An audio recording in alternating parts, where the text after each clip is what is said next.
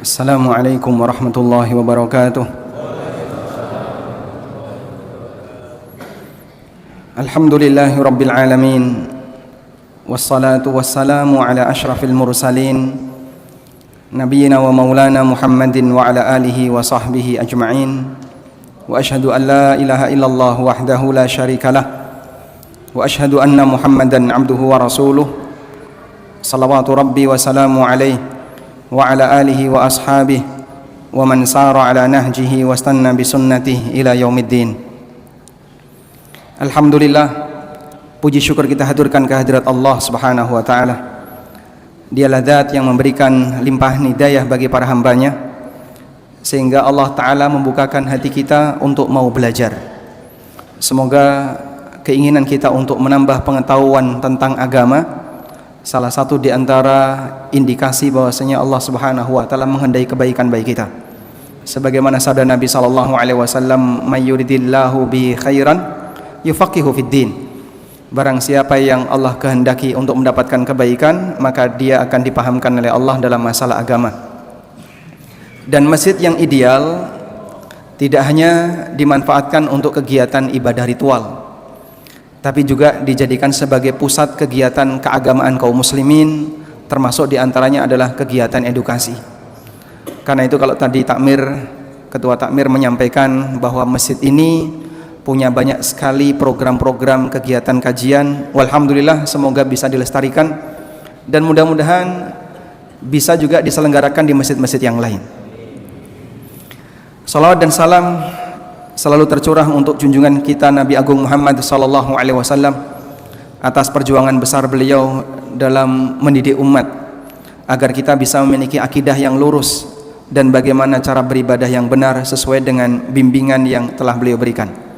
Tidak lupa kita mengucapkan terima kasih banyak, jazakumullah khairan, kepada takmir Masjid Al-Badr yang telah memberikan kita kesempatan untuk belajar bareng.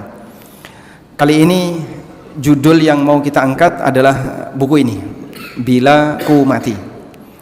Dan takmir menghendaki buku ini dibedah karena waktunya terbatas, dan buku ini kurang lebih tebalnya ada berapa ini? Sekitar 300 halaman.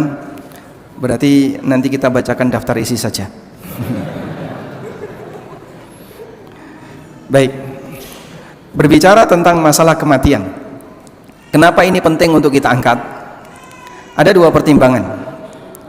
Yang pertama, urusan kematian di masyarakat kita ini cukup dominan dipengaruhi oleh keyakinan budaya, sehingga terkadang orang itu punya pemahaman tertentu tentang kematian yang berangkat dari pemahaman lingkungan dan budaya.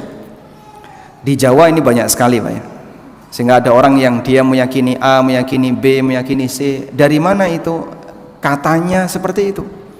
Jarene simbah seperti ini, jarene. Dan masyarakat kita di antara sumber akidahnya adalah berasal dari jarene. Ya. Itu kalau dikumpulkan, Pak, maka bisa jadi buku Al-Aqidah Al-Jariniyah. Karena banyak sekali yang berasal dari jarene. Jarene wong tuwa dhisik kaya ngene, jarene wong tuwa dhisik kaya ngene. Mereka membangun keyakinan tapi berasal dari katanya dan katanya. Jarene wong tuwa. Dan ini cara orang jahiliyah dalam beragama. Allah Subhanahu wa taala berfirman, "Wa idza qila lahumuttabi'u ma anzalallah qalu bal nattabi'u ma alfaina alaihi aba'ana." Ketika mereka diajak untuk mengikuti apa yang Allah turunkan, qalu, mereka mengatakan, bal nattabi'u ma alfaina alaihi aba'ana, kami mengikuti apa yang kami jumpai dari ajaran leluhur kami. Ajaran leluhur itu apa, Pak? Keyakinan yang berasal dari apa kata orang tua masa silam. Padahal mereka bukan nabi. Awalau kana aba'uhum la yahtadun. Bukankah bapak mereka, nenek moyang mereka itu adalah orang yang tidak mendapatkan petunjuk? La ya'lamuna syai'aw wa la yahtadun. Mereka tidak punya ilmu dan tidak mendapatkan petunjuk. Tapi terkadang akidah jarene ini bisa mengalahkan akidah Islam yang lurus. Karena itu kalau Bapak Ibu lihat ya, dalam dialog para nabi, Salah satu di antara alasan penolakan orang musyrik terhadap para nabi adalah ini bertentangan dengan akidah leluhur. Disinilah kita bisa lihat bahayanya menjadikan budaya sebagai agama. Jadi berbudaya boleh atau tidak Bapak Ibu? Boleh, tapi tidak boleh dijadikan agama. Budaya jadi agama itu gimana? Ketika dia menjadikan budaya ini sebagai landasan dan sumber akidah. Yang kayak tadi Pak, jarene wong tua seperti ini dan seterusnya. Termasuk diantaranya urusan kematian. Sekarang kita berada di bulan apa Pak? Bulan Sya'ban. Menurut orang Jawa bulan Sya'ban itu namanya apa? Ruah. Kenapa kok dikasih nama bulan Ruah? Nggih? Lulu arwah, jarene arwah niku pulang balik ke rumahnya. Kata siapa? Yo jarene. Sehingga katanya tapi jadi sumber keyakinan. Makanya kan kemudian di berbagai macam daerah diadakan acara-acara tujuannya untuk ngirim arwah, dalam rangka ngirim doa, ada yang ngirim amalan-amalan tertentu. Kalau mendoakan orang yang sudah meninggal memang disyariatkan. Tapi meyakini arwah pulang ini pelanggaran, sebab bertentangan dengan apa yang disebutkan dalam Al-Quran. Allah menyebut alam kubur itu dengan alam barzakh. Hatta idza jaa ahadahumul mautu qala rabbirji'un. Ketika sudah datang kepada mereka kematian, mereka mengatakan rabbirji'un, ya Allah kembalikanlah aku. La'alli a'malu salihan fima taraktu, agar aku bisa beramal saleh yang dulu aku tinggalkan. Kalla, kata Allah, tidak mungkin. Innaha kalimatun huwa qailuha wa min waraihim barzakhun ila yaumi yub'atsun. Itu hanyalah kalimat yang mereka ucapkan saja, di belakang mereka ada barzakh sampai hari kiamat. Wong mati ra iso balik. Maka kalau ada keyakinan bahwa arwah orang meninggal balik pulang ke rumah, ini keyakinan yang bertentangan dengan Al-Qur'an. Maka akidah jarene tidak bisa diterima. Nah, tapi katanya kayak gitu Pak. Nah terus gimana itu? Katanya arwah itu pulang. Begitu sampai rumah, loh sing manggon kok ganti. Anakku ning ndi? Nah, ternyata rumah peninggalan orang tuanya dijual. Bingung ini arwah. Anaknya kemana? Kok pindah orang taren-taren? Sehingga ternyata rumah peninggalan dia dijual oleh anaknya tanpa bilang ke orang tuanya. Pripun niku terus saya. Ini semuanya adalah keyakinan konyol yang ada di masyarakat kita, dan masih banyak orang yang punya keyakinan seperti ini. Ada juga yang berkeyakinan bahwa orang kalau sudah meninggal sekian puluh hari arwah itu menetap di rumahnya sampai dikasih aneka kegiatan-kegiatan. Nah, kemudian muncullah berbagai macam acara dan agenda peringatan kematian. Nah, dari semua latar belakang itu kami menulis buku ini setidaknya mengenalkan kepada masyarakat tentang bagaimana akidah yang benar berkaitan dengan masalah kematian. Alasan yang kedua, kenapa kita perlu menyinggung masalah kematian? Sebab orang kalau ingat mati, ini ibarat rem yang bisa dia gunakan agar tidak terlalu bernafsu dengan dunia. Sehingga orang rebutan urusan dunia, sampai kadang sikut-sikutan dengan saudaranya, rebutan warisan, padahal itu semuanya pasti akan dia tinggalkan. Dalam kondisi tertentu dia melupa kalau nanti semuanya akan dihisap oleh Allah. Maka terkadang dia mengambil apa yang bukan haknya. Karena itu kalau orang ingat mati, dia tidak akan terlalu bernafsu untuk mendapatkan apa yang nanti pasti dia akan tinggalkan.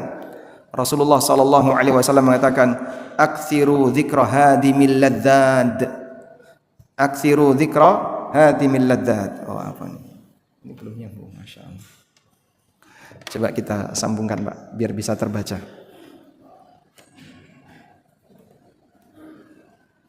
Ya. Nabi sallallahu alaihi wasallam bersabda, "Perbanyaklah mengingat penghancur segala kenikmatan." Dan yang dimaksud penghancur segala kenikmatan itu apa? Kematian. Menungsone eleng mati, dia tidak akan terlalu bernafsu dalam urusan dunia. Nah, ingat mati itu bisa dengan cara ziarah kubur. Karena itulah Rasulullah sallallahu alaihi wasallam menyarankan agar orang itu ingat mati, mereka ziarah kubur. Fazurul qubura fa innaha tudzakkirul maut. Lakukanlah ziarah kubur agar ziarah kubur itu mengingatkan kalian tentang kematian. Wong nek eling mati maka dia akan lebih waspada hidupnya. Dia tahu semua yang dia miliki, kekayaan yang dia punya pasti akan dia tinggalkan. Sehingga ingat mati akan jadi rem bagi dia untuk tidak bernafsu terhadap urusan dunia. Makanya Bapak Ibu, ziarah kubur itu punya dua manfaat. Manfaat ziarah kubur. Manfaat yang pertama apa? Manfaat yang kembali ke mayit. Ziarah kubur yang manfaatnya kembali ke mayit adalah doa dari peziarah. Kita dianjurkan untuk menyampaikan salam kepada para orang-orang yang sudah dimakamkan saat kita ziarah kubur. Assalamualaikum ya ahlal kubur.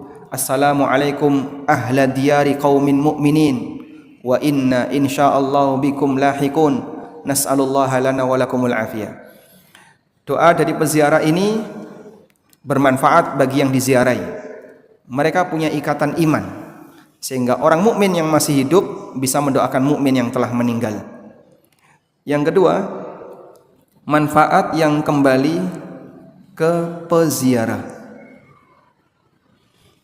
Apa manfaat yang kembali ke peziarah? Dengan ziarah kubur, maka orang yang ziarah ini akan ingat mati. Dan ketika dia ingat mati, dia bisa mendapatkan pelajaran yang berharga bagi hidupnya. Sehingga dia tidak terlalu bernafsu dalam urusan dunia. Dia bisa menasihati dirinya agar hati-hati ketika hidup dan seterusnya. Baik. Namun belakangan ada orang yang ziarah kubur tapi salah tujuan. Apa Pak ziarah kubur yang salah tujuan? Dia ziarah kubur untuk cari dunia. Contohnya apa? Ziarah kubur cari dunia. Mau tes CPNS, ziarah kubur. Mau ujian nasional ya, ziarah kubur. Wong nek eleng mati kira-kira sempet nggak Pak ingat tes CPNS Pak? Ya? Mau mantu ziarah kubur. Sehingga ini contoh ziarah kubur yang salah fungsi. Kalau jujur bahasanya dia ziarah kubur dalam rangka ingat mati, seharusnya bukan membawa hajat. Tapi anehnya orang ketika punya hajat dunia, dia ziarah kubur. Seharusnya kamu datang ke sini ingat mati, bukan malah ingat tes CPNS.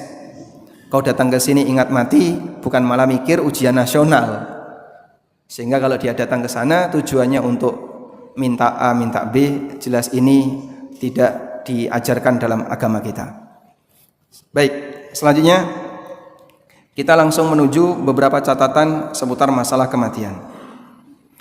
Di buku ini Bapak Ibu kami membahas yang pertama tentang memahami apa itu kematian.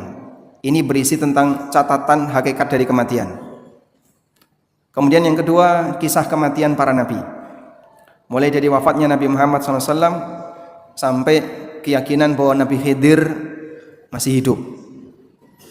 Lalu berikutnya kita bahas tentang peristiwa menjelang kematian.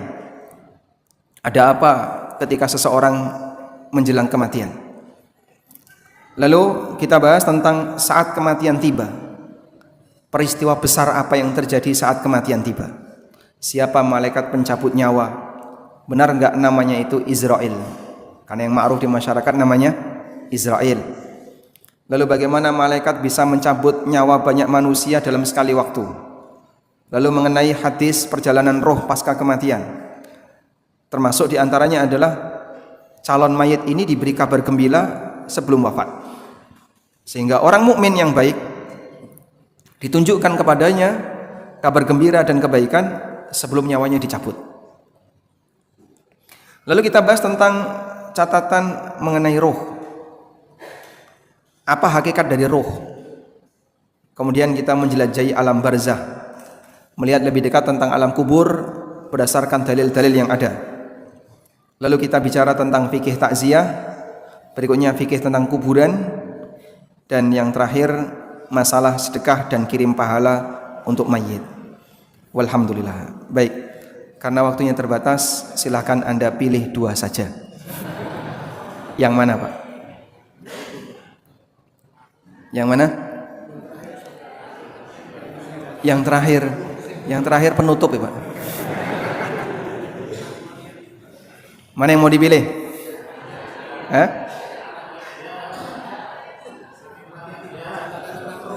Baik. Yang lebih senior yang boleh menjawab. Monggo, Pak. Catatan tentang roh 1 ya. Yang ibu-ibu 1. Oke. Sedekah dan kirim pahala. Melunasi utang mayit enggak ada. Bagi waris juga enggak kita bahas di sini. Milih yang mana? Saat kematian tiba. Baik. Baik. Kita coba bahas terlebih dahulu saat kematian tiba. Di halaman 131.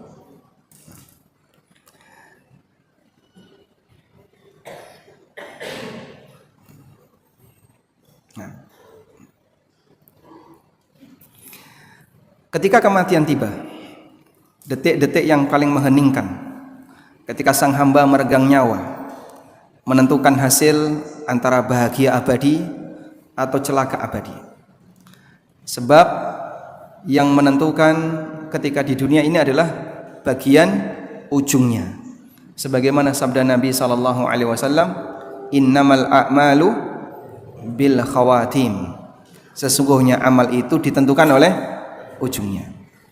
Kalau orang ujungnya baik, maka semua dianggap baik.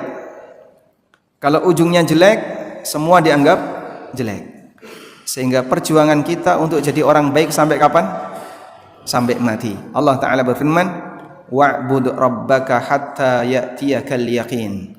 Sembahlah Rabbmu sampai datang kepadamu kematian. Allah gambarkan bagaimana kematian itu terjadi. Falaula idza balagatil hulqum. Maka mengapa ketika nyawa seseorang telah sampai ke kerongkongan? Wa antum hina idzin tandurun. Sedangkan kamu ketika itu melihat keadaan orang yang sekarat itu. Wa nahnu aqrabu ilaihi minkum walakin la tubsirun. Allah katakan, kami lebih dekat kepadanya daripada kamu. Ketika orang ini mau mati, ditunggui oleh keluarganya. Allah mengatakan, antara yang nunggui itu dengan si mayit ini dan kami dengan mayit lebih dekat kami. Wa nahnu aqrabu ilaihi minkum walakin la tubsirun. Tetapi kamu tidak melihat. Di posisi itu para malaikat akan mencabut nyawa sang hamba detik-detik ketika dia mau meregang nyawa. Selanjutnya kita akan lihat di sini. Siapakah malaikat pencabut nyawa? Nama yang terkenal dan tersebar di masyarakat adalah malaikat Israel. Kalau kita lihat, malaikat yang mencabut nyawa disebutkan oleh Allah dalam beberapa ayat. Yang pertama, di sebagian ayat disebutkan bahwa yang mewafatkan hamba ada banyak malaikat. Hatta idza jaa ahadahumul mautu tawaffathu rusuluna. Hingga apabila kematian mendatangi kalian, tawaffathu rusuluna, para malaikat kami mencabut nyawanya. Sehingga Allah Subhanahu wa taala menyebut bahwa yang mewafatkan itu banyak malaikat. Allah sebut tawaffathu rusul. Rusul ini bentuk jamak dari kata rasulun. Satu utusan rasul, banyak utusan rasul. Hatta idza jaa ahadahumul mautu tawaffathu rusuluna. Ketika sudah datang kepada kalian kematian, maka kalian diwafatkan oleh para malaikat kami. Di ayat yang lain Allah Ta'ala berfirman, hatta idza ja'athum rusuluna yatawaffawnahum, hingga apabila para utusan kami, yaitu para malaikat maut, yatawaffawnahum, datang kepada mereka untuk mencabut nyawa mereka. Qalu aina ma kuntum tad'una min dunillah, qalu dhallu anna. Maka mereka bertanya, di mana Tuhan yang kalian sembah selain Allah? Qalu dhallu anna, mereka mengatakan Tuhan-Tuhan itu telah menyesatkan kami. Mereka telah pergi dari kami. Baik, jadi di sini ditegaskan bahwa yang bertugas mencabut nyawa itu jumlahnya banyak. Baik, kita catat itu dulu ya. Selanjutnya, di sebagian ayat ditegaskan bahwa yang mencabut nyawanya adalah seorang malaikat yang disebut oleh Allah dengan malakul maut. Allah berfirman di surat As-Sajdah, "Qul yatawaffakum malakul mautil ladzi wukkila bikum." Katakan Nabi Muhammad, malakul maut yang diserai untuk mencabut nyawa kamu akan mematikan kamu. Allah sebut dengan malakul maut dan menggunakan kata mufrad, tunggal. Malakul maut, bukan malaikatul maut, tapi malakul maut. Keterangan di ayat di atas tidak saling bertentangan, namun saling melengkapi. Sebagian ayat menyebutkan yang mewafatkan jumlahnya banyak, namun sebagian ayat menyebutkan yang mewafatkan jumlahnya satu. Bagaimana komprominya? Bahwa malaikat yang terlibat dalam proses kematian tidak hanya satu malaikat, namun banyak malaikat. Di sana ada malakul maut dan ada beberapa malaikat lain yang menyertainya. Dan ini sebagaimana disebutkan dalam hadis Nabi SAW dari Al-Barra bin Azib. Hadis inilah yang mengkompromikan dua ayat tadi, Pak. Bagaimana penjelasan Nabi SAW? Beliau bersabda, "Innal abdal mu'min," seorang hamba mukmin, "idza kana fi inqita'in minad dunya," ketika mau meninggalkan dunia, "wa iqbalin minal akhirah," dan mau berpindah ke akhirat, "nazala ilaihi malaikatun minas sama," maka turun kepadanya para malaikat dari langit, bidul wujuh, wajahnya putih. Yang turun jumlahnya banyak. Para malaikat turun dari langit dengan wajah yang putih, ka'anna wujuhahumus syams, wajah mereka seperti matahari. Ma'ahum kafanun min akfanil jannah, mereka membawa kafan surga. Wa hanutun min hanutil jannah, dan minyak wangi dari surga. Hatta yajlisu minhum maddal basar, lalu para malaikat tadi duduk di sekitar si calon mayit ini sejauh mata memandang. Tidak kelihatan. Yang tadi dikatakan dalam ayat, "Wa antum wa nahnu aqrabu ilaihi minkum walakin la tubsirun." Kami lebih dekat dengan mayit ini daripada kalian, tapi kalian tidak melihatnya. Ternyata ada banyak malaikat yang turun dan berada di sekitar si calon mayit ini sejauh mata memandang. Apa enggak nabrak tembok, Pak? Hal gaib tidak bisa disamakan dengan apa yang diindra oleh manusia. Tsumma yaji'u malakul maut, kemudian datang malakul maut alaihi salam hatta yajlisa 'inda ra'si, lalu malakul maut ini duduk di dekat kepala si calon mayit. Bagaimana cara malakul maut ini mencabut nyawanya? Fayaqulu, beliau memanggil, ayyatuhan nafsut thayyibah, wahai jiwa yang baik, ukhruji ila maghfirati minallahi wa ridwan, keluarlah menuju ampunan dan ridha Allah. Fatakhruju ruhuhu kama tasilul ma min fi saqa. Di lanjutan hadis Nabi SAW mengatakan, arwahnya itu keluar seperti air yang keluar dari ceret. Kalau Bapak membuka botol ini kemudian dituang, duh kok nggak keluar, airnya nyangkut. Pernah nggak itu terjadi, Pak? Anda ketika membuka botol atau ceret isinya air, dituang, airnya nyangkut nggak, Pak?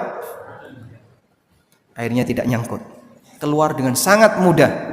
Itulah gambaran yang diberikan Nabi SAW ketika orang mukmin ini keluar arwahnya seperti air yang keluar dari ceret. Begitu dituang langsung ngalir, nggak ada yang nyangkut. Baik, dari sini kita lihat bahwa yang bertugas mencabut nyawa tidak hanya satu. Malakul maut yang mencabut nyawanya, setelah itu dibawa oleh para malaikat yang lain yang ikut menyertai malakul maut. Sebagaimana keterangan Al-Hafidz Ibnu Katsir, beliau menyebutkan keterangan Ibnu Abbas. Qala Ibnu Abbasin wa ghairu wahid. Ibnu Abbas dan beberapa ulama yang lainnya mengatakan, limalakil mauti a'wanun minal malaika. Malakul maut itu punya beberapa malaikat temannya, yukhrijuna ruh minal jasad, yang mereka mengeluarkan ruh dari jasad. Fayaqbidahul malakul maut, lalu dipegang oleh malakul maut, idzan tahat ilal hulkum, ketika arwah itu sudah mencapai kerongkongan.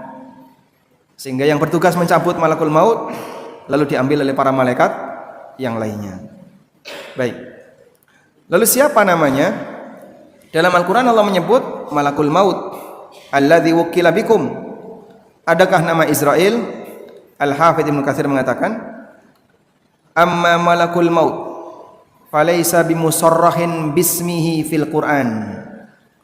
Mengenai nama malaikat pencabut nyawa atau malakul maut, falaysa bimusarrahin bismihi fil Qur'an, tidak ditegaskan namanya dalam Al-Qur'an. Ada malaikat yang namanya ditegaskan dalam Al-Qur'an. Contohnya Jibril, contoh yang lain Mikail. Man kana aduwwan lillahi wa malaikatihi wa Jibril wa Mikala fa innallaha aduwwul lil kafirin. Ini ada di surat Al-Baqarah.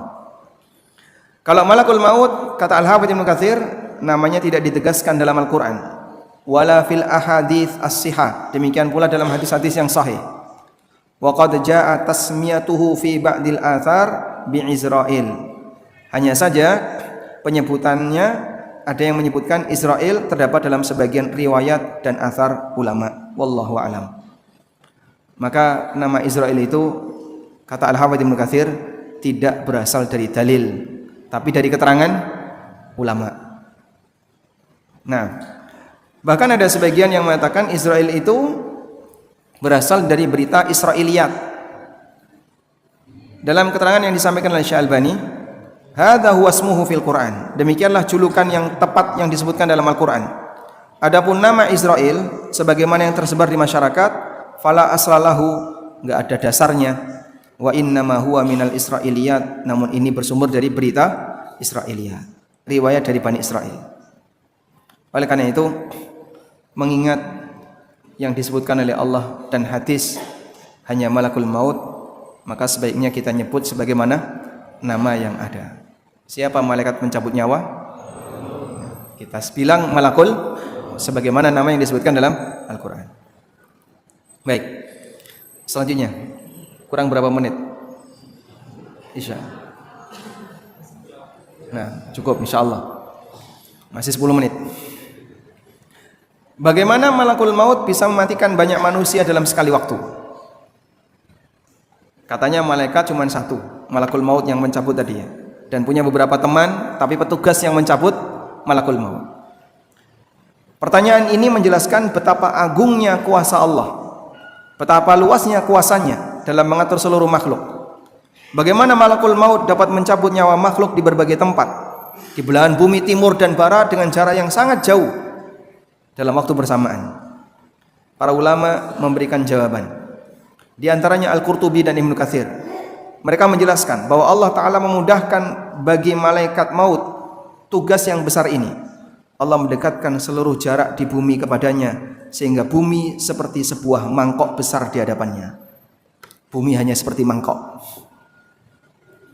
Dari mangkok itu dia bisa mengambil, mencabut nyawa siapapun yang dikehendaki oleh Allah, dimanapun, kapanpun dengan izin Allah Ta'ala. Kata Al-Qurtubi, ruwiya an Mujahid anna dunya baina yaday malakil maut katisti baina yadil insan. Diriwayatkan dari Mujahid. Mujahid muridnya siapa? Ibnu Abbas. Seorang ulama tabi'in, ahli tafsir, muridnya Ibnu Abbas.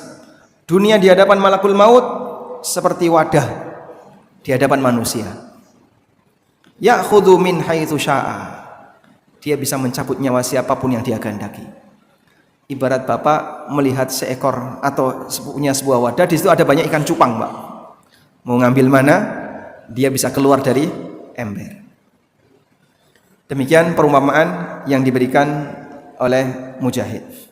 Maksudnya Allah Azza wa Jalla telah memberikan kepada malakul maut kemampuan luar biasa yang sesuai dengan tugas agungnya.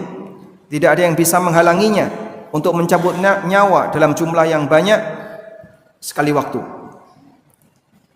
Ia juga tidak kesulitan untuk mencabut beberapa nyawa karena perbedaan tempat atau waktu. Semua itu ia lakukan bukan dengan kekuatannya sendiri, melainkan dengan izin Allah Subhanahu wa taala. Baik, dan ini akan semakin menambah pengagungan kita kepada Allah jika makhluknya seperti itu apalagi sang penciptanya. Malaikat itu besar atau kecil, Pak? Besar. Jibril punya berapa sayap? 600 sayap. Satu sayap kalau dibentangkan saddal ufuk, bumi ini gelap. Saking besarnya sayap Jibril. Jika itu baru satu malaikat dengan ukuran sedemikian besar, apalagi penciptanya. Baik. Selanjutnya ada sebuah hadis yang menceritakan tentang perjalanan roh pasca kematian. Hadisnya cukup panjang. Kita bacakan agak cepat. Mudah-mudahan waktunya cukup sebelum masuk adzan Isya. Al-Barra bin Azib pernah bercerita, kami keluar bersama Rasulullah SAW untuk mengantarkan jenazah seorang Ansar. Ketika kami sampai di kuburan, liang lahatnya belum digali. Rasulullah SAW duduk dan kami pun duduk di sekeliling beliau, seolah-olah di atas kepala kami ada burung, karena kami sangat tenang dan khusyuk. Dan ini dalil orang yang mengiringi jenazah boleh duduk walaupun mayit belum dimasukkan ke dalam liang lahat. Karena Nabi SAW duduk dan para sahabat juga ikut duduk. Namun tentu saja mereka tidak menduduki kuburan, karena duduk di atas kuburan hukumnya dilarang. Di tangan beliau ada sebatang kayu kecil. Beliau membawa tongkat, membawa ranting. Beliau tancapkan ke tanah. Lalu beliau melihat ke arah atas dan mengatakan, "Ista'idzu billahi min adzabil qabr." Mintalah perlindungan kepada Allah dari adab kubur. Kemudian Nabi SAW bersabda, menceritakan dalam hadis yang sangat panjang, sesungguhnya hamba mukmin yang baik ketika mereka mau meninggal dunia dan menuju akhirat, maka akan turun para malaikat dari langit dengan wajah yang sangat putih. Wajah mereka seperti matahari. Mereka membawa kafan dari surga dan membawa hanut, membawa minyak wangi dari surga. Hatta yajlisu minhum maddal basar, lalu duduk di sekitar calon mayit sejauh mata memandang. Tsumma yaji'u malakul maut, kemudian datang malakul maut, lalu duduk di dekat kepalanya. Kemudian beliau memanggil, ayyatuhan nafsul mutmainnah, wahai jiwa yang tenang, ukhruji ila maghfirati minallahi wa ridwan, keluarlah menuju ampunan dan ridha Allah. Fatakhruju tasilu kama tasilul qatrah min fis saqa, maka roh tadi keluar seperti air yang keluar dari ceret, enggak ada yang nyangkut, mengalir dengan sangat mudah. Itulah roh seorang mukmin. Fayakhudhuha, lalu diambil oleh malakul maut. Fa idza akhadhaha lam yada'uha fi yadihi tarfata ainin. Begitu sudah diambil oleh malakul maut, tidak dibiarkan oleh para malaikat di sekitarnya walaupun sekejap, hatta ya'khudhuha, sampai kemudian mereka merebut arwah ini. Fayaj'aluha fi dzalikal kafan wa fi dzalikal hanut. Lalu diberi kafan tadi dan diberi minyak wangi dari surga. Dan ini peristiwa gaib yang hanya bisa diceritakan melalui jalur kenabian. Wa yakhruju minha ka'adyabi nafhati miskin wujidat ala wajhil ardi. Keluarlah roh itu dengan mengeluarkan semerbak wangi yang pernah ada di muka bumi dan terkadang dibocorkan oleh Allah, sehingga tercium aroma wangi saat kematian si A, saat kematian si B. Ini gaib. Pada asalnya gaib, tapi terkadang Allah buka sebagian. Fayas'uduna biha, lalu para malaikat tadi naik membawa arwah tadi. Fala yamurruna biha ala mala'in minal malaika. Setiap kali ketemu para malaikat saat proses naik ke atas, ketemu dengan para malaikat, illa qalu, kecuali para malaikat itu bertanya, ma hadzal ruh at-thayyibah, siapa roh yang baik ini? Fayaqulun, maka dijawab, fulan bin fulan, dengan nama terbaik yang pernah mereka berikan ketika di dunia. Sampai tibalah di langit dunia. Ketika sudah sampai tiba di langit dunia, mereka minta dibukakan, lalu dibukakan. Kemudian diiringi untuk naik ke langit berikutnya dengan para malaikat yang ada di situ. Jadi masuk ke langit dunia, naik ke langit 2, diiringi oleh para malaikat penghuni langit dunia. Nembus langit 2 ke langit 3, diiringi oleh malaikat penghuni langit yang kedua, dan demikian seterusnya hatta yantahiya bi ila sama'is sabi'ah, sampai tiba di langit yang ketujuh. Datang adzan Isya. Kita akan dengarkan dulu. Sudah kan? Belum. Kita selesaikan, tambahkan sekali lagi. Fayaqulullahu azza wa jal, lalu Allah Ta'ala berfirman, uktubu kitab abdi fi illiyin. catat amal hambaku di Iliyin, wa uiduhu ilal ardi, dan kembalikanlah dia ke bumi, fa inni minha khalaqtuhum wa fiha uiduhum wa minha ukhrijuhum taratan ukhra, karena dari bumi aku ciptakan mereka dan ke bumi aku kembalikan mereka, dan dari bumi aku akan keluarkan mereka di waktu yang kedua. Kita dibangkitkan dari alam kubur dan jasad kita ada di kuburan kita masing-masing. Dengan miliaran manusia yang tidak tahu jumlahnya kecuali Allah Subhanahu wa taala. Fatu'adu ruhuhu, lalu roh tadi dikembalikan ke jasadnya, kemudian didatangi oleh dua malaikat, fayujlisanihi, kemudian mayat ini didudukkan. Mayat ini didudukkan. Apa enggak sundul, Pak? Yang kau lihat itu kuburan, tapi ini bicara alam kubur. Kuburan dengan alam kubur sama atau beda? Beda. Sehingga peristiwa ini peristiwa kejadian di alam kubur, bukan di kuburan. Fayakulan, kemudian malakul maut, malaikat mungkar dan nakir ini bertanya kepada jasad tadi. Baik, selanjutnya akan kita baca setelah mendengarkan adzan Isya. Wassallallahu ala nabiyyina Muhammadin wa ala alihi wa sahbihi wasallam.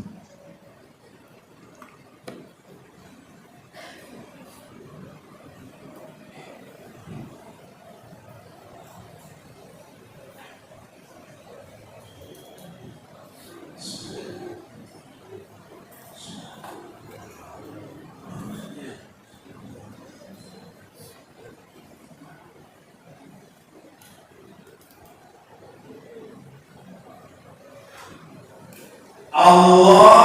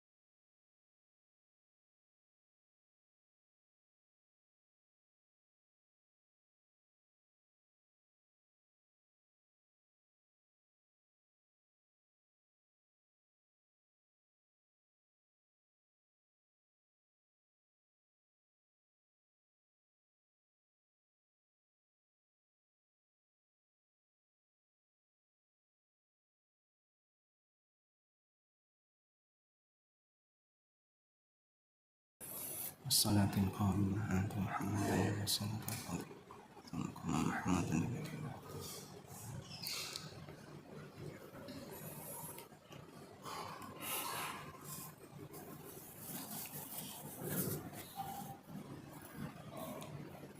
Alhamdulillah wassalatu wassalamu ala Rasulillah wa ala alihi wa sahbihi wa mawalah wa asyhadu an la ilaha illallah wahdahu la syarikalah wa asyhadu anna Muhammadan abduhu wa rasuluh. Kita selesaikan satu hadis ini ya. Setelah arwahnya dikembalikan, lalu didatangi oleh dua malaikat yang bertugas bertanya di alam kubur. Di riwayat yang lain namanya siapa? Munkar dan Nakir. Dalam sebagian riwayat dikatakan aswadani azraqan, hitam kebiruan. Kayak apa itu Pak? Wallahu a'lam. Itulah malaikat yang pertama kali dijumpai oleh hamba ketika di alam kubur. Fayaqulan, lalu mereka bertanya, "Man rabbuka?" Fayaqulu rabbi Allah. Mukmin ini bisa menjawab dengan tegas, Rabbku adalah Allah. Lalu mereka bertanya lagi, "Ma dinuka?" Apa agamamu? Dia menjawab, "Dini al-Islam." Mereka bertanya lagi, "Ma hadzal rajulul ladzi bu'itsa fikum?" Siapakah yang diutus kepadamu? Dia menjawab, "Huwa Rasulullah." Kemudian malaikat ini bertanya lagi, "Wa ma ilmuka?" Apa yang kau pelajari? Mukmin ini menjawab, "Qara'tu kitaballah fa amantu bihi wa saddaqtu." Aku membaca kitabullah, aku mengimaninya dan membenarkannya. Jadi pertanyaannya ada berapa? 4. Pertanyaan yang disampaikan oleh malaikat ada 4. Ini bukan pertanyaan wawasan, tapi pertanyaan sebagai bukti iman. Maka mungkin ketika di dunia nyata ada orang yang nggak bisa bahasa Arab, dia nggak ngerti. Kalau saya disuruh menghafalkan ini, mboten saged kula nih Mas, wong ora iso maca Arab. Tapi imannya kuat. Dia beriman kepada Allah, tidak pernah sepeser pun menyekutukan Allah. Dia beriman kepada Rasulullah SAW sehingga selalu mengikuti beliau dalam setiap aktivitas ibadahnya. Dia mengimani Al-Quran, mempelajari Al-Quran sebisa yang dia jangkau. Dan dia beragama Islam, tidak pernah punya ketertarikan untuk mempelajari agama yang lain, apalagi mencari ajaran yang lain. Dia terima semua syariat Islam. Niki nggih syariat Islam, nggih niki syariat Islam. Sami'na wa ata'na. Kalau terima dengan apa adanya. Walaupun mungkin dia nggak bisa bahasa Arab. Terus gimana kalau ditanya malakul maut pakai bahasa Arab? Apa pakai Google Translate kan tidak mungkin. Sehingga dia gimana?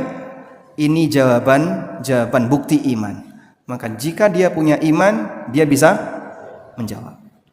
Orang musyrik walaupun dia pintar bahasa Arab, orang kafir yang pintar bahasa Arab, ada nggak Pak?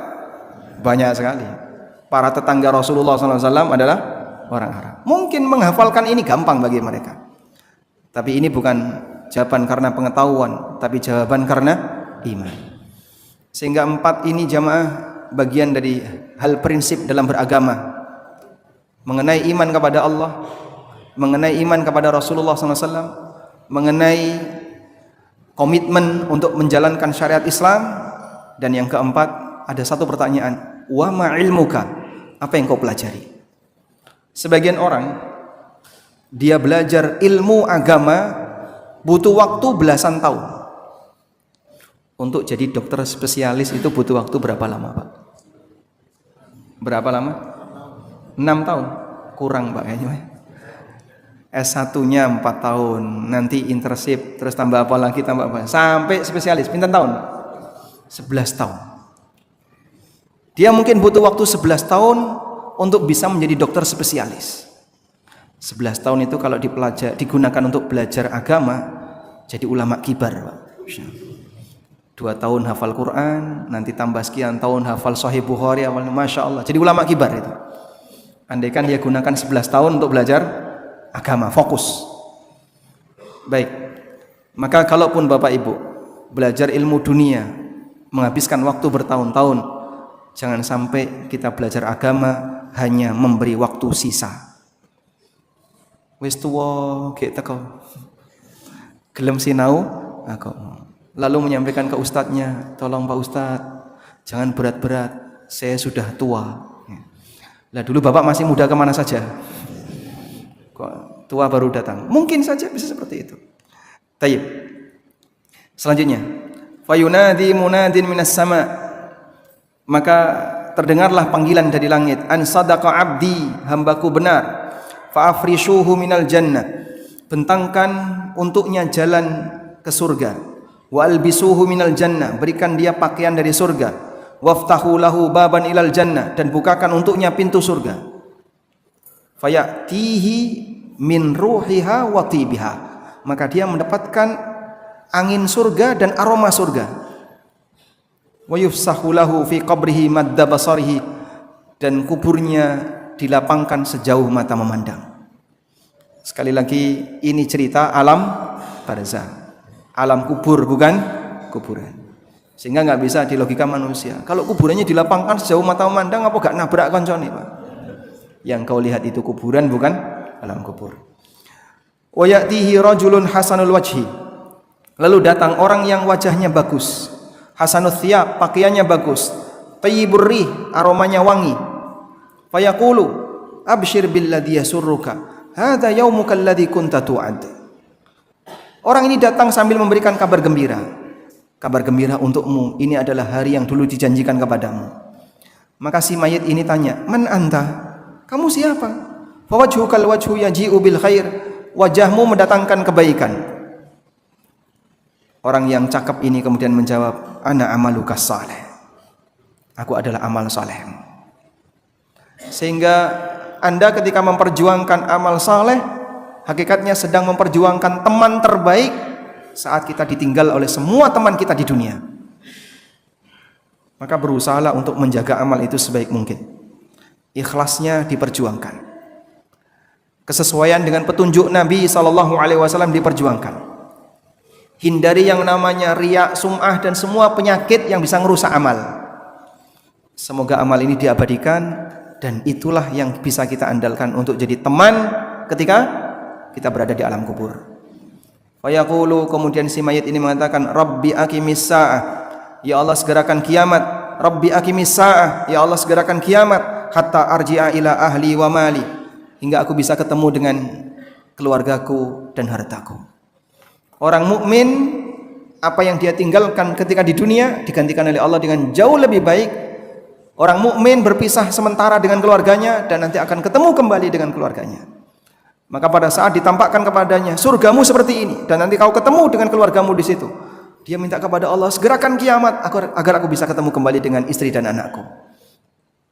Makanya saat orang itu meninggal dunia, selama suami istri, bapak anak, ibu anak, mereka masih punya ikatan iman yang sama, ini hanya perpisahan sementara. Ini hanya perpisahan sementara.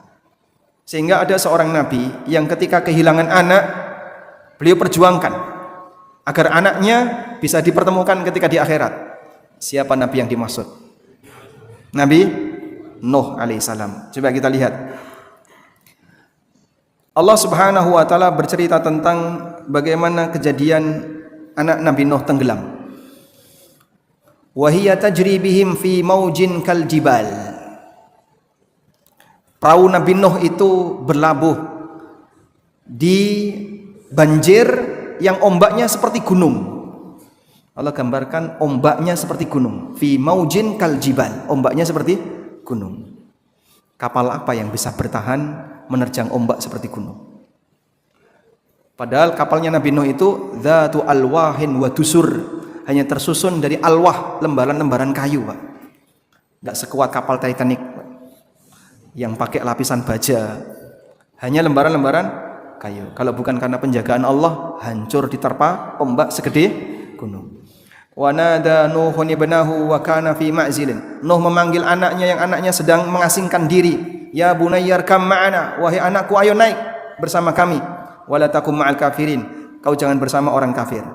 Qala, si anak ini mengatakan, pakai logikanya, sa'awi ila jabalin ya'simuni minal ma', aku akan berlindung ke atas gunung agar tidak kena air. Qala, dijawab oleh Nabi Nuh dengan wahyu. Anaknya berkata dengan logika, Nuh menjawab dengan wahyu. La asimal yawma min amrillah illa man rahim. Tidak ada yang bisa melindungimu dari ketetapan Allah kecuali yang dirahmati oleh Allah. Apa hasilnya? Wahala bainahumal mauju fakana minal mughraqin.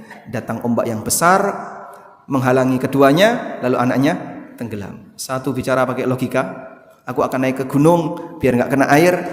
Yang satu bicara pakai wahyu, Anda lihat hasilnya. Yang pakai logika tenggelam.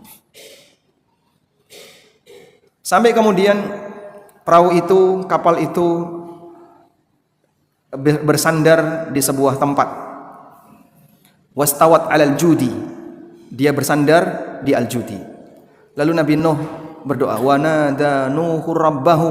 Nuh memanggil Rabbnya. Faqala rabbi inna bani min ahli. Ya Allah, sesungguhnya anakku adalah keluargaku. Usaha Nabi Nuh untuk menyelamatkan anaknya. Aku kehilangan anakku di dunia. Dalam kondisi anaknya ditenggelamkan di hadapan bapaknya. Tapi aku berjuang agar anakku bisa kembali di akhirat, ketemu dengan bapaknya di akhirat. Sehingga kalaupun kehilangan di dunia, jangan sampai kehilangan di akhirat. Wa inna wa'dakal haq wa anta ahkamul hakimin. Janjimu benar dan Qaddat yang maha bijaksana. Tapi doa ini ditolak oleh Allah. Qala ya Nuhu innahu laysa min ahlik. Wahai Nuh, anakmu bukan keluargamu. Karena dia mati kafir. Maka kalau mati kafir, putus, selesai. Tidak akan pernah ketemu selamanya. Disinilah kesedihan Nabi Nuh alaihissalam semakin menjadi karena beliau kehilangan anaknya di dunia dan kehilangan anaknya di akhirat. Maka bersyukurlah Bapak Ibu kalau kita punya anggota keluarga yang semuanya mukmin yang baik. Kalaupun terjadi perpisahan di dunia itu sifatnya apa? Sementara. Selanjutnya, wa innal abdal kafir, dan hamba yang kafir ketika meninggal dunia dan menuju akhirat akan turun para malaikat sudul wujuh, wajahnya hitam. Mereka membawa al-musuh, kain kafan yang kusam, duduk di sekitar calon mayit sejauh mata memandang. Kemudian datanglah malakul maut sampai duduk di dekat kepalanya. Lalu dia memanggil, wahai jiwa yang busuk, ya ayyatuhan nafsul khabithah, wahai jiwa yang khabith, yang jelek, ukhruji ila sakhati minallahi wa ghadab, mari kita menuju murka Allah. Roh tadi ketakutan, fatafarraqu fi jasadihi, akhirnya mencengkram di seluruh jasadnya, enggak mau keluar. Fayantazi'uha, lalu dicabut paksa oleh malaikat, kama yuntaza'us safut minas sufil mablul, seperti pancing ditaruh di kain wol yang basah, ditarik Pak. Kira-kira yang terjadi apa Pak? Sobek. Mungkin ada bulu dari kain wol ini yang rusak. Itulah gambaran ketika arwah orang kafir ini dicabut dengan paksa, sehingga barangkali urat-uratnya banyak yang putus, saraf-sarafnya banyak yang putus. Mereka merasakan sakit yang lebih pada saat nyawa itu dikeluarkan. Berbeda dengan arwah orang mukmin yang saleh, seperti air yang keluar dari ceret. Kemudian ketika sudah diambil oleh malakul maut, maka diambil oleh para malaikat yang ada di sekitarnya. Kemudian diberi kain yang usang tadi, dan keluarlah aroma busuk ka'antaniri hijifatin, dengan bau seperti bangkai yang paling tidak enak baunya yang ada di muka bumi. Kemudian dibawa naik. Setiap kali ketemu para malaikat, maka malaikat itu bertanya, ma hadzal ruh al-khabithah, siapakah ruh yang jelek ini? Lalu dijawab, fulan bin fulan, namanya si A dan si B, dengan nama yang paling jelek yang pernah dipakai di dunia. Sehingga terkadang orang kafir punya nama lain selain nama asli, dan nama julukan itu julukan yang jelek.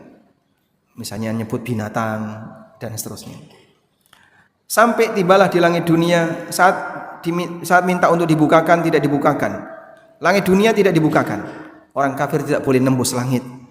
Nabi SAW kemudian membaca firman Allah, la tufattahu lahum abwabus sama, tidak akan dibukakan untuk mereka pintu langit, wala yadkhulunal jannah, dan mereka tidak akan masuk surga, hatta yalijal jamalu fi samil khiyat, sampai ada onta yang masuk ke lubang jarum. Bahasa kita, sampai ada gagak berwarna putih. Artinya mustahil. Fa yaqulullahu azza wajal, kemudian Allah Ta'ala berfirman, uktubu kitabahu fi sijjin, taruh catatan amalnya di sijjin, fil ardi sufla, di lapisan bumi paling bawah. fatutrahu ruhuhu tarha, lalu arwahnya dilemparkan. Kemudian Nabi membaca firman Allah Ta'ala, wa may yusyrik billah faka'annama kharra minas sama. Orang yang berbuat syirik kepada Allah, nanti dia akan jatuh dari langit, dia disambar burung atau diterpa angin ke tempat yang sangat jauh. Demikianlah arwah orang yang buruk tadi. Kemudian dikembalikan ke jasadnya, lalu didatangi oleh dua malaikat Munkar dan Nakir dan bertanya dengan pertanyaan yang sama. Bapak Ibu lihat di sini ya. Kita akan lihat dialog malaikat Munkar dan Nakir dengan orang kafir ini. Marrabbuka. Apa jawabnya? La adri. Saya enggak tahu. Walaupun mungkin dia menyembah Tuhan A, menyembah Tuhan B, Dewa C, dan Tuhan-Tuhan yang lainnya. Jawaban di alam akhirat hanya ada dua pilihan. Jawaban benar atau jawaban tidak tahu. Mereka tidak nyebut, siapa Tuhanmu? Aku dulu nyembah Dewa A. Aku nyembah berhala B. Mereka tidak nyebut seperti itu. Mereka tidak nyebut, aku dulu menyembah Yesus. Tidak. Karena tidak boleh ada jawaban selain benar atau tidak tahu. Orang kafir ketika ditanya, siapa Tuhanmu? Mereka jawab, la adri. Aku enggak tahu. Ma dinuk, apa agamamu? Mereka jawab, la adri. Aku enggak tahu. Padahal mereka punya agama, Pak. Tapi enggak boleh nyebut agamanya. Sehingga jawabannya hanya ada dua. Pertama apa tadi? Benar atau tidak tahu. Mereka tidak jawab, aku Yahudi. Enggak diterima. Aku enggak tahu. Siapa orang yang diutus kepadamu? Dia jawab yang sama. Aku enggak tahu. Fayunadi munadin minas sama. Lalu terdengar panggilan dari langit, angkadzaba, hambaku dusta. Bentangkan untuknya ke neraka dan bukakan pintu neraka untuknya. Maka dia pun mendapatkan panasnya neraka dan peletikan api neraka. Wa yudayyaqu alaihi qabrahu hatta takhtalifa fihi adla'uhu. Kuburannya disempitkan oleh Allah sampai tulang-tulang rusuknya berserakan. Sehingga mungkin tulang rusuk kanan ke arah kiri, kiri ke kanan enggak karuan. Bisa disempitkan samping kanan kiri, bisa disempitkan ujung atas bawah. Sehingga tulang betis pindah ke atas, tulang tengkorak pindah ke bawah. Hatta takhtalifa fihi adla'uhu. Sampai tulang-tulangnya itu enggak karuan. Lalu datanglah orang yang wajahnya buruk, pakaiannya buruk, baunya bau yang tidak sedap, dan dia mengatakan, ana amaluka sayyi', aku adalah amal burukmu. Fayaqulu rabbi la taqumis sa'ah. Kemudian dia berdoa, ya Allah jangan tegakkan kiamat, karena dia tahu hukuman nanti di akhirat lebih berat dibandingkan hukuman ketika di dunia. Bagian akhir dari cerita ini, summa yuqayyadu lahu a'ma asammu abkam. Allah ciptakan makhluk yang buta, tuli, bisu, membawa mirzabah, membawa pentungan. Lau duriba biha jabalun kana turaba. Andaikan pentungan ini dipukulkan ke gunung, gunung itu jadi tanah. Fayadribuhu durbatan fayasiru turaba. Si mayat tadi langsung dipukul pakai pentungan tadi, langsung jadi tanah, hancur. Tsumma yu'iduhullah, dikembalikan lagi oleh Allah. Kama kana, sebagaimana kondisi sebelumnya. Dipukul lagi, dia teriak dengan teriakan yang bisa didengar oleh semua makhluk kecuali jin dan manusia. Demikianlah mahalnya iman. Pertahankan sampai mati. Semoga kita mendapatkan kondisi yang indah di alam akhirat kelak. Alhamdulillah, waktunya habis. Yang satu belum disentuh, silahkan nanti jamaah baca sendiri. Bagi yang sudah punya buku ini, nanti bisa baca isi selengkapnya. Demikian, semoga apa yang kita bahas ini bermanfaat. Selanjutnya kita kembalikan ke takmir. Tafadhol. Terima kasih Ustaz. Menarik sekali. Tentu ada beberapa hal yang barangkali sama perlu dipertanyakan. Tapi karena waktu juga terbatas, mungkin 2 atau 3 misalnya untuk banyak juga. Ini yang aku sedang kali kepada dia. Ibadah latihannya belum dilaksanakan, tapi kita ada banyak. Masya Allah. Yang mau nanya, silakan. Yang depan aja saya ini.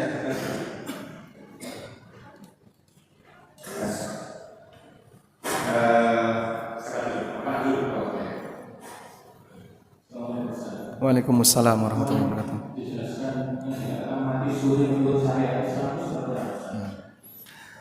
Apa yang dimaksud dengan mati suri menurut syariat Islam? Baik. Di buku ini ada penjelasan juga tentang mati suri. Sekarang kita coba buka tentang mati suri. Sebelumnya Bapak kami kasih dulu pengantar tentang ini. Wafat itu ada dua. Allah Subhanahu wa taala berfirman tentang kejadian wafat itu dua kali. Coba kita bukakan di sini.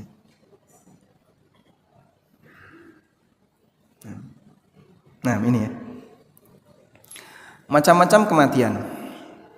Allah berfirman, Allahu yatawaffal anfusa hina mautiha.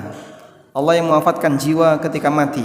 Wallati lam tamut fi manamiha, dan jiwa yang belum waktunya mati ketika dia tidur. Fayumsikul lati qada 'alaihal maut. Lalu Allah tahan jiwa yang sudah Allah tetapkan mati. Wa yursilul ukhra, dan Allah lepaskan jiwa yang lain sampai batas waktu tertentu. Nah, kata Al-Hafidz Ibnu Katsir, wafat itu ada dua. Ada wafat sughra, wafat kecil. Wafat kecil itu adalah kematian sesaat yang terjadi ketika manusia tidur. Nah, sehingga kalau tidurnya lama seperti Ashabul Kahfi atau orang yang mati suri. Mati suri itu biasanya berapa lama? Dibandingkan Ashabul Kahfi, lebih lama mana? Mati suri mungkin 2-3 jam. Sehingga orang kaget, kok nggak ada nafas? Atau mungkin detak jantungnya sangat lambat, pelan. Dikiranya sudah mati. Padahal aslinya seperti orang tidur, dia itu pingsan. Allah Subhanahu wa taala wafatkan dia sesaat. Bahkan ada yang sudah sampai ditutupi jarik. Sebentar lagi mau dimandikan, tiba-tiba dia bangun. Itu seperti orang tidur, pingsan, kemudian arwahnya dikembalikan, lalu dia bangun. Itu yang disebut dengan wafat sughra. Sebab kematian itu tidak mungkin terjadi 2 kali pasca kita hidup di dunia. Lalu ada wafat kubra, wafat besar. Itulah kematian terakhir. Kematian ketika seseorang sudah meninggal dunia untuk selamanya. Nah, mati suri belum mengalami wafat kubra, dia hanya mengalami wafat sughra. Nanti di pembahasan buku ini ada penjelasan tentang mati suri. Di sini Pak ya. Mana? Apa itu mati suri? Halaman 127 dengan penjelasan kurang lebih seperti yang tadi kita sampaikan. Baik. Baik. Ada yang tertulis. Baik. Yang tertulis itu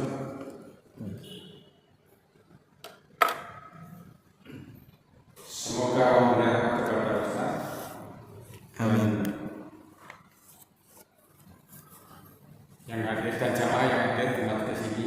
Amin. Waalaikumsalam. Bagaimana Ustaz menyikapi jika ada seorang yang telah lama sebelum memasuki usia tua telah mempersiapkan bekal, contoh menghadap kematian karena kita tidak tahu kapan kita mati.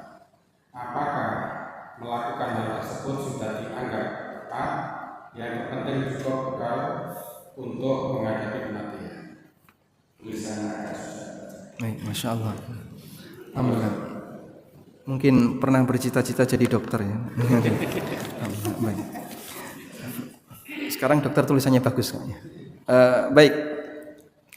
Apa bekal persiapan untuk menghadapi kematian? Tentu saja nggak cukup dengan kain kafan atau kapur barus atau gali kuburan. Bukan itu. Tapi yang lebih penting adalah bagaimana kita bisa mendapatkan amal saleh pasca kematian.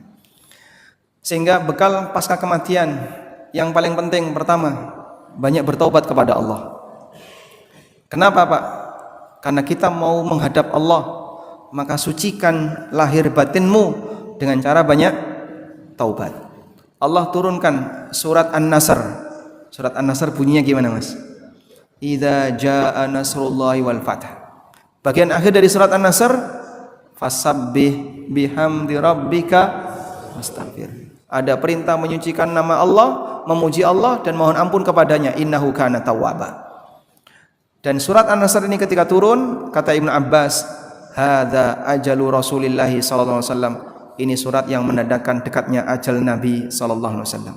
Sehingga surat ini turun di bagian akhir untuk menandakan dekatnya ajal Rasulullah sallallahu alaihi wasallam.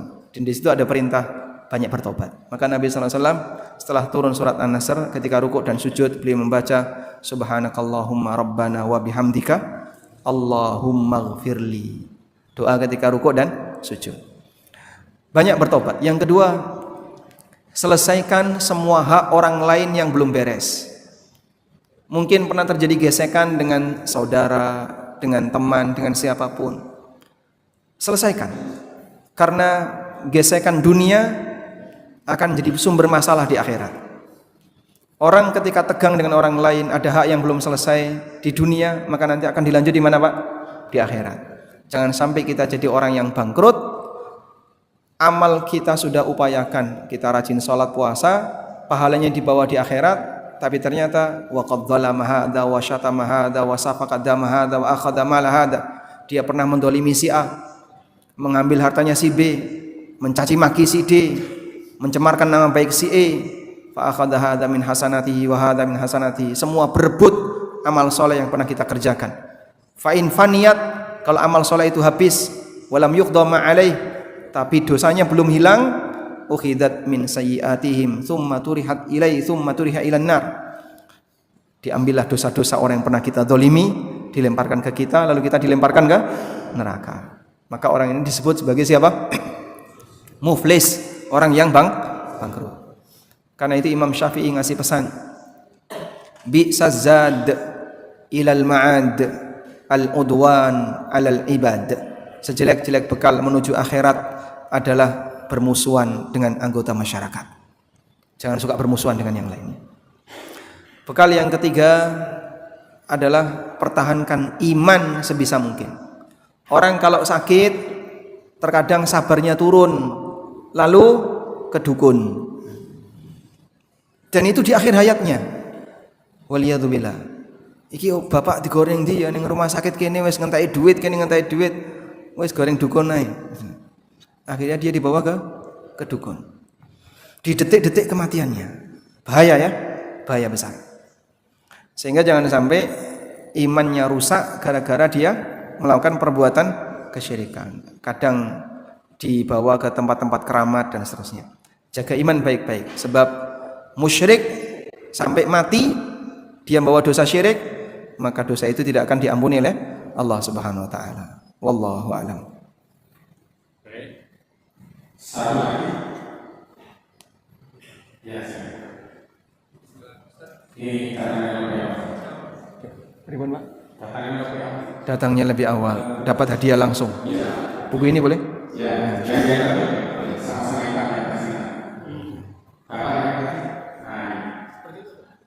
nggak boleh milih.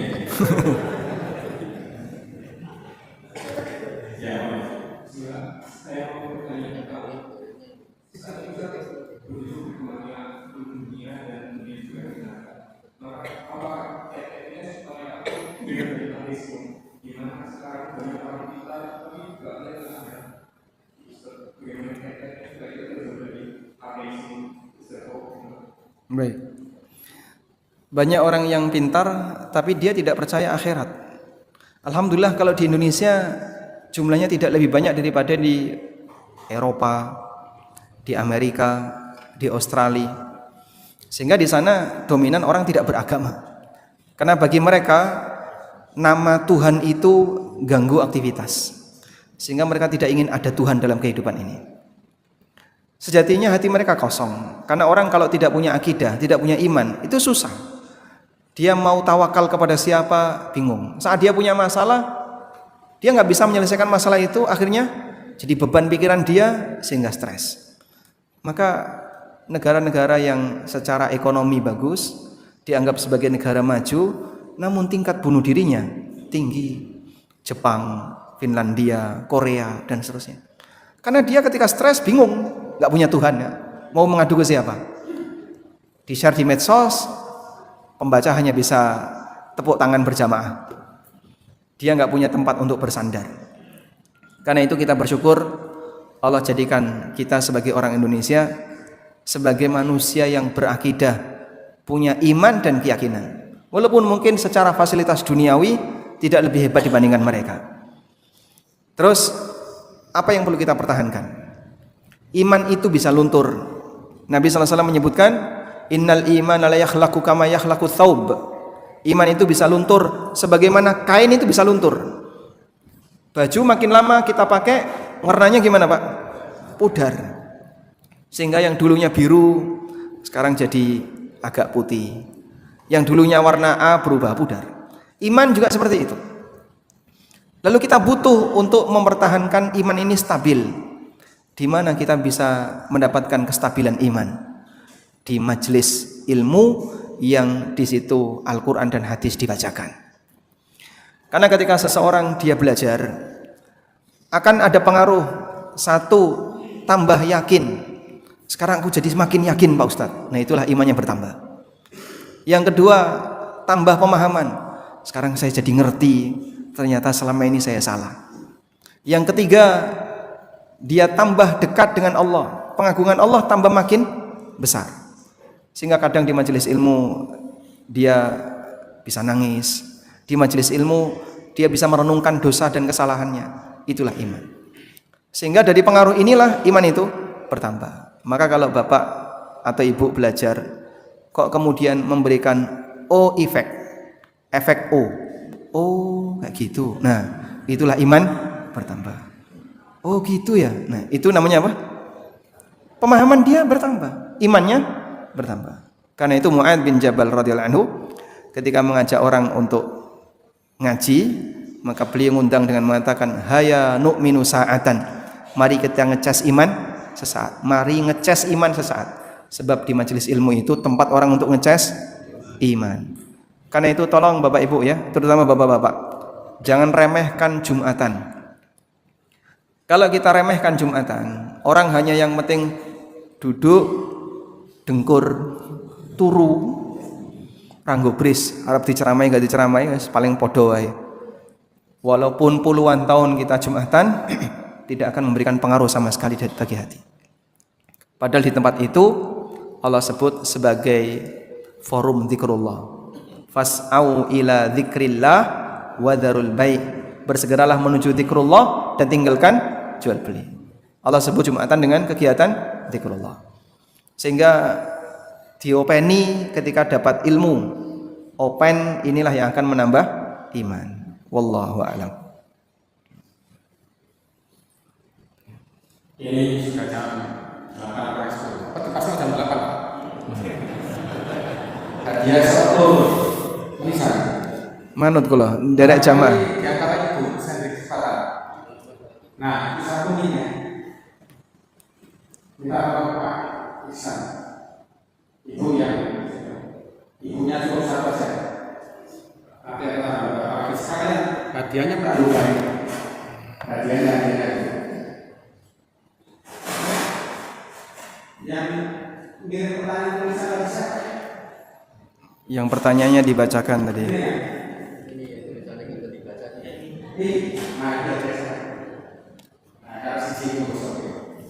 Untuk takmir.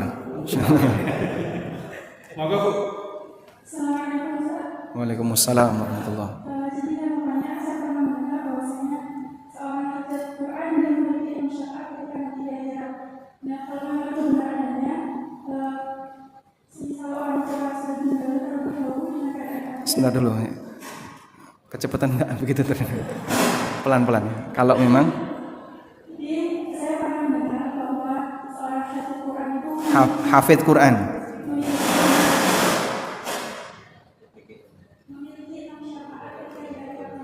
memiliki 6 syafaat.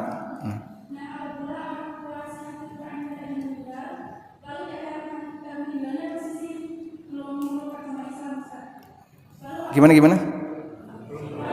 Belum memeluk Islam. Orang tuanya belum masuk Islam, tapi anaknya hafid Quran.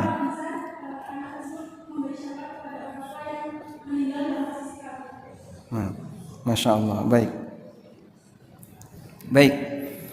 apakah bisa anak yang mukmin bisa memberi syafaat kepada orang tuanya yang meninggal dalam kondisi kafir? Jangankan hafid Quran, seorang Ibrahim, nah coba dialihkan dulu. Seorang Ibrahim, Nabi Ibrahim alaihissalam itu ingin menyelamatkan bapaknya di akhirat. Dalam hadis riwayat Bukhari, Nabi SAW pernah menceritakan, yalqa Ibrahimu abahu azara yaumal qiyamah wa ala wajhil azar qatarah ghabarah. Ibrahim akan ketemu bapaknya Azar di hari kiamat. Di wajah Azar kusam dan berdebu. Lalu Ibrahim mengatakan kepada Azar, alam aqul lak la ta'sini. Bukankah aku sudah menyampaikan kepada bapak, jangan menghindar dari ajaranku. Lalu bapaknya mengatakan, al-an la a'sika. Hari ini aku akan mengikutimu. Lalu Nabi Ibrahim mengatakan, Allahumma alaysa qad wa'atani alla tukhzini yauma yub'atsun. Ya Allah, bukankah engkau telah memberikan janji kepadaku di mana engkau tidak akan menghinakanku di hari kebangkitan? Wa ayyu khizyin akhza min abil ab'ad. Dan kehinaan apa lagi yang lebih parah dibandingkan ketika bapakku dijauhkan? Sehingga beliau berjuang untuk membela bapaknya. Lalu Allah Subhanahu wa taala berfirman, inni haramtul jannata 'alal kafirin. Aku haramkan surga untuk dimasuki orang kafir. Sehingga jangankan cuman hafid Quran, seorang nabi, bahkan Ibrahim gelarnya apa? Imamut Tauhid, Abul Anbiya, bapaknya para nabi. Ketika mau menyelamatkan bapaknya Azar yang mati kafir, enggak berhasil. Ditolak oleh Allah Subhanahu wa taala. Oleh karena itu, sesoleh apapun manusia, tapi ternyata orang tuanya mati kafir, maka ini anak tidak bisa menyelamatkan bapaknya. Dan juga sebaliknya, sesoleh apapun bapak, ketika anaknya mati kafir, seperti Nabi Nuh mau menyelamatkan anaknya, ditolak oleh Allah Subhanahu wa taala. Innahu laisa min ahlik, innahu amalun ghairu saleh. Itu bukan anakmu, bukan keluargamu. Itu amal yang tidak saleh. Jadi di sini kita mendapatkan pelajaran betapa indahnya ikatan iman. Sehingga berbahagialah ketika seorang mukmin punya anggota keluarga yang juga beriman. Orang tuanya mukmin, anak-anaknya mukmin, saudara-saudaranya mukmin. Ini sebuah anugerah yang luar biasa. Wallahu a'lam. Ya, alhamdulillah. Sekarang jam 8 kurang 7 menit. Berarti masih satu ya. Masih bisa tidak. Jari-jari orang pakai tangga tapi bisa kau. Pak Samsul ya, yang wartawan kita. Ya. Ini Pak Samsul sekarang juga. Buku ilmu waris karena dia. Assalamualaikum warahmatullahi wabarakatuh. Waalaikumsalam warahmatullahi wabarakatuh. Seperti kita tahu bahwa Rasul Muhammad Sallallahu alaihi pada wasallam. saat beliau dia menjadi nabi, itu kan ibunya maupun bapaknya sudah meninggal. Nah, kira-kira bapak dan ibu nabi itu kira-kira meninggalnya itu Husnul Khotimah atau Su'ul Khotimah? Nah. Baik. Ini permasalahan yang sering jadi perbincangan besar di masyarakat kita yang ada di negara ini, dan sebenarnya perbincangan ini sudah berlalu sejak masa silam. Namun ada beberapa pengantar yang perlu kita pahami. Pertama, ketika kita menyebut ada nabi yang orang tuanya kafir, itu tidak sama dengan menghina sang nabi. Sebagaimana kita mengatakan bapaknya Nabi Ibrahim mati kafir, dan dalam hadis tadi kita sudah sebutkan bagaimana upaya Ibrahim membela bapaknya tapi tidak diterima oleh Allah. Dan dalam ayat Al-Quran Allah banyak menyinggung dialog antara Ibrahim dengan bapaknya. Wa idh qala Ibrahimu li abihi azara atattakhidhu asnaman aliha. Contohnya di ayat ini. Ingatlah ketika Ibrahim mengatakan kepada bapaknya yang bernama Azar. Wa idh qala Ibrahimu li abihi Azar. Ingatlah ketika Ibrahim berkata kepada bapaknya Azar, atattakhidhu asnaman aliha. Apakah kau akan menjadikan berhala sebagai Tuhan? Inni araka wa qaumaka fi dhalalim mubin. Aku lihat kamu dan kaummu berada dalam kesesatan yang nyata. Pak, itu bukan bapaknya Ibrahim. Ya terus siapa itu? Itu pamannya. Takwilnya terlalu jauh. Karena dalam dialog yang lain Ibrahim berkali-kali mengatakan kepada orang ini dengan ya abati, wahai bapakku. Di surat Maryam Ibrahim mengatakan wa id qala li abihi ya abati. Ibrahim berkata kepada bapaknya, ya abati, wahai bapakku sayang. Sehebat apa ikatan Ibrahim dengan pamannya sampai dipanggil ya abati, ya abati. Tidak mungkin dipanggil ya abati ini kecuali bapak kandung. Sehingga pembelaan besar Ibrahim kepada bapaknya ini ya bapak kandung. Meskipun ada yang bilang nama bapaknya Ibrahim itu Taroh. Baik, memang ada sebagian yang mengatakan nama bapaknya Ibrahim itu Taroh. Tapi Azar ini gelarnya. Sehingga seperti Fir'aun. Fir'aun itu apa? Gelar. Nama aslinya siapa? Ada yang bilang A, ada yang bilang B, ada yang banyak versi. Tapi orangnya yaitu, yang dimaksud Fir'aun yang melawan Musa, orangnya yaitu. Sehingga Azar maupun Taroh orangnya sama. Mau disebut Azar, mau disebut Taroh. Karena ada yang bilang nama aslinya Taroh. Sedangkan Azar ini gelarnya. Ada yang bilang nama aslinya Azar, Taroh itu gelarnya. Tapi orangnya sama. Mau disebut Azar maupun Taroh. Kesimpulannya bahwa mengatakan ada seorang nabi yang bapaknya kafir itu tidak termasuk menghina nabi. Demikian pula ada nabi yang anaknya kafir seperti anaknya Nabi Nuh. Itu tidak sama dengan menghina nabi. Sehingga begini, lebih jadi beban mana? Seorang muslim lebih beban mana? Anaknya mati kafir atau bapaknya mati kafir? Mana yang lebih beban? Anaknya, karena anaknya tanggung jawab dia. Loh, anakmu aja mati kafir kok kamu kayak gini, biarkan aja. Daripada bapaknya. Maka kalau kita menyebut ada nabi yang anaknya kafir, itu lebih menyinggung nabi daripada ada nabi yang bapaknya kafir. Karena kita punya satu kaidah, wala taziru waziratun wizra ukhra. Seseorang tidak akan nanggung dosa orang lain. Sehingga nabi tidak nanggung dosa anaknya maupun bapaknya yang mati kafir. Ini hal prinsip. Yang kedua, bahwa tidak semua yang meninggal di zaman fatrah itu mati dalam keadaan dia dimaafkan. Ada yang meninggal di zaman fatrah dan dia tidak dimaafkan. Zaman fatrah dalam arti sebelum Nabi itu diutus. Mereka menyebut sebelum Nabi Muhammad SAW diutus itu zaman fatrah, karena tidak ada Nabi ketika itu. Baik, kalau begitu zaman kita termasuk zaman fatrah atau tidak? Zaman fatrah atau tidak? Bukan. Kenapa? Nabinya mana? Beliau wafat 14 abad silam. Apakah sekarang zaman fatrah? Sehingga misalnya ada orang kafir di zaman ini, Pak, yang nyembah berhala, yang nyembah patung, yang nyembah A, nyembah B. Oh, mereka semuanya mati dalam keadaan fitrah karena mereka berada di zaman fatrah. Begitu? Lebih lama mana jarak Isa dengan diutusnya Nabi Muhammad SAW dengan jarak beliau sampai zaman kita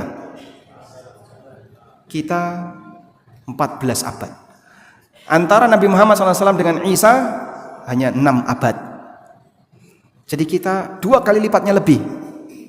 Artinya jika sekarang pengaruh Islam yang dibawa Nabi Muhammad SAW masih demikian kelihatan, sehingga orang kafir di zaman ini nggak bisa beralasan, aku nggak ngerti Islam.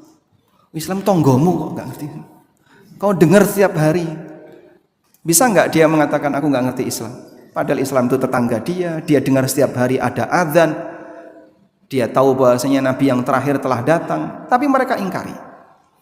Maka kalau beralasan zaman fatrah itu adalah zaman ketika tidak ada Nabi, kita juga ada di zaman fatrah kalau begitu. Sehingga kalau demikian, siapapun yang mati dalam keadaan tidak memeluk Islam tidak boleh kita sebut kafir, karena mereka mati fitrah di zaman fatrah. Nanti jadinya yang mati kafir itu hanya yang mati di zaman Nabi Muhammad SAW masih hidup, hanya di rentang waktu 23 tahun. Maka dari sini kita bisa menyimpulkan dengan jarak kurang lebih hanya 6 abad, pengaruh ajaran Nabi Isa itu dominan, masih cukup kuat. Demikian pula keberadaan Taurat dan Injil yang tersebar di mana-mana. Maka Waraqah bin Naufal yang menjadi tempat bertanyanya Nabi SAW setelah beliau dapat wahyu pertama kali. Diantarkan Rasulullah SAW ke Waraqah. Apa jawab Waraqah? Dzakan namus alladzi unzila ala Musa. Yang kamu temui itu adalah an-namus. An-namus itu siapa? Jibril. Dalam bahasa Ibrani, an-namus Jibril itu disebut namus, yang dulu pernah datang kepada Musa. Sehingga Waraqah tahu tentang kebenaran isi dari Taurat dan Injil. Dan Waraqah itu di zaman Khadijah atau di zaman Nabi SAW sudah diutus. Berarti sebelum itu pengaruh itu ada. Ya, maka sebenarnya tidak terlalu jauh kalau orang mengatakan semua yang meninggal sebelum Nabi SAW diutus itu hidup di zaman fatrah. Ini mungkin terlalu jauh. Karena kenyataannya kita yang lebih jauh saja zamannya masih bisa merasakan Islam dengan sangat terang. Jadi kesimpulannya gimana tentang orang tua Nabi SAW?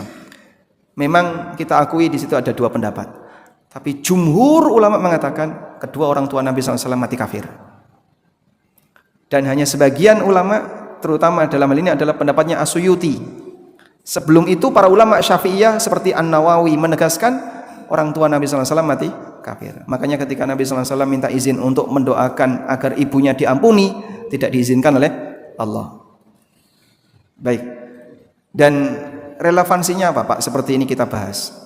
Sebenarnya memang kita tidak ada ketertarikan untuk bahas itu. Namun kalau sampai ada kesan siapa yang mengatakan orang tuanya Nabi SAW mati kafir, dia munafik. Karena saya pernah membaca tulisan seperti itu. Ada salah satu di antara orang di sekitar kita yang mengatakan orang tuanya Nabi SAW mati kafir itu munafik. Ini lucu, Pak. Karena sama dengan memunafikkan semua ulama masa silam. Kalau mau kita datangkan ada banyak sekali perkataan para ulama yang mengatakan kedua orang tua Nabi SAW mati kafir. Di antara yang menonjol adalah Imam An-Nawawi dalam syarah Sahih Muslim. Karena tentang ziarah makam ibunya Nabi SAW itu ada di Sahih Muslim. Wallahu a'lam. Baik. Begitu Pak. Mungkin demikian yang bisa kita sampaikan. Sekarang tepat jam 8:05. Wassallallahu ala nabiyyina Muhammadin wa ala alihi wa sahbihi wasallam. Wa akhiru da'wana anil hamdulillahi rabbil alamin. Wassalamualaikum warahmatullahi wabarakatuh.